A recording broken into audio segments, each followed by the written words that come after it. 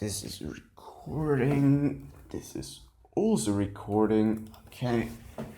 So this picture right here is absolutely terrible. There's stuff in it that shouldn't be there, like the branch, and the composition is really bad, and it's just a bad picture. But today I'm actually going to show you how you can take it and turn it into a photo like this at the end. And the thing here is, well, I want to show kind of what is possible with Lightroom. The main point here is you want to use video picture editing to get the best possible look at the end of a picture that fits the style. Because not every single photo should be a vibrant and colorful, like really punchy photo. Some photos just really scream for a different kind of look. For example, for this, I really would never want this to be like a shiny, bright, whatever picture, because it doesn't look good that way. But as you can see, it is overcast. The mood is kind of so dark, and I really want to use black and white to accentuate these hairs and all of that stuff. So yeah, that's kind of the main point of the video. Anyways, enough talking. Let's get into the editing. And by the way, if you want to edit along, there's a download link to the raw file in the video description. Alright, so first of all, you can see the crop is absolutely terrible, so what I'm gonna do is actually change that to a 1:1 crop and just go on the face. Now, because he's looking towards the right, you want to kind of have more space to the right and the left, so there's some breathing room. It just looks a lot better. Now, as you can see, it's like super distracting, and I could get rid of the color, but I just want to have black and white here. Now, it's a bit too dark, or rather too bright, so I want to make it darker, and I'm going to do that by bringing up the contrast, bringing down the highlights, and that is just so the overall brightness doesn't get affected so much, but just the very bright highlight parts get a little bit darker. Now, blacks is going to be a very big thing, because as you can see, it's already very bright, especially these parts where the light hits. So what I want to do is bring down the blacks, so all of these dark parts are actually getting dark, and add some contrast from the bright parts to the very dark parts. And if I just show you the difference from 0 blacks to like -60 or whatever, it's such a big difference. Even if you just look at this hair, it's such a small spot even that has a huge impact. Now, overall clarity, I could bring that up a little bit, and that works especially well to pronounce all of this hair. Another thing that is of course very important is the vignetting. Now, because all of this stuff on the side or whatever, we don't want that. We really just want it to be about the portrait. So I'm going to bring down the vignetting quite far, bring the midpoint accordingly to the center. And what is very important here is that you want to have the feather to the right, because you don't just want to have like a, super harsh vignetting. You want to make it blend in. That's the wrong slider. You want to make it blend in with the rest of the picture. And because that's, the exposure on different sides are not equal, I'm going to add an adjustment brush, go into minus exposure with that. Make sure you have the feather quite far up, and I want to go over the edges that are not quite as dark already. It's very important that you don't just go super strict, but you make it dynamic, and because some areas you might want to blend in some exposure into the center of the face, and some other parts you really just want to have the edge be in dark exposure. You really want to make it overall kind of round outside, but at the same time, you still want to have kind of a dynamic look that doesn't just look like a circle. So there's so many options to do that. And yeah, I think especially on the left side, there could be a bit more, a bit too much. So you can just hold down the Alt key, go into the minus with the left here. And that looks absolutely beautiful actually. So let's just go and bring the minus crop vignetting to like a little bit less. Now, a further thing that you can do is to further adjust the tonal curve, and here I'm going to bring down that lights a little bit, also bring down the shadows while bringing up the darks. That just makes the very dark parts darker while bringing the medium dark parts a little bit into the plus exposure.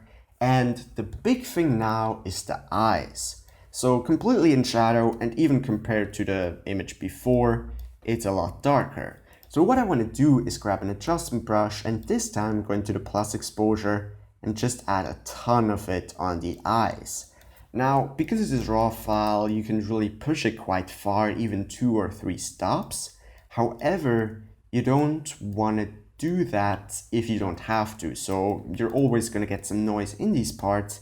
It's really not a big deal here. But if you can avoid bringing up the shadows or the exposure so much in an area, then of course you want to do it. But because this wasn't that dark with the raw file, the noise is actually not that bad at all. So now just want to make sure it's actually just mostly the eye and nothing around it. So we're going to clean up again by holding down the Alt key and getting rid of that stuff. Now you could say, well, why not just say you're done? The thing is, the pupils look really weird. So I've got a trick here, and that is going to the spot removal tool. Make sure you have the feather around 50, opacity 100. And then you can just go anywhere into the eye. You want to have like a size that is similar to the actual pupil, but then you can just click anywhere and Lightroom will automatically try to find an area that fits it and covers it up. But you don't want that. You want to take that and bring it over the actual pupil itself. And look at that, we just cloned the pupil of this lion's eye. Of course, you don't want to have two, so you can go over the original afterwards and get rid of it. And this is absolutely amazing to be able to do that all in Lightroom.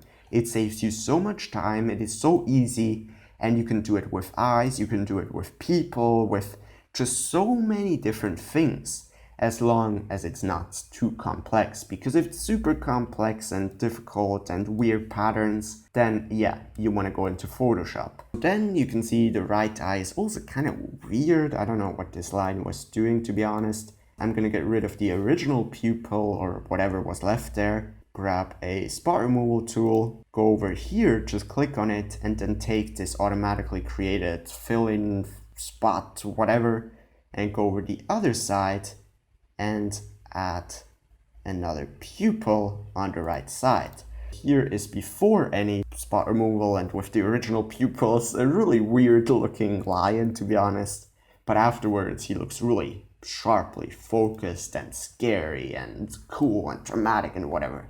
So the last thing I'm gonna do here is just add another adjustment brush over the left side, just to make it a little bit darker, at least in some areas. Maybe just go a little bit into plus white overall. Oh, I lied, by the way, because I want to add quite a lot of sharpening. And with that being said, that's honestly, that's pretty much it. And if I go here into the history and show you where we started with the raw file, I just cannot get over the fact how different that looks, because at the start, when I was importing this picture into Lightroom, my skills were really bad and I didn't know the program, so I would have never thought that something like that would even be possible.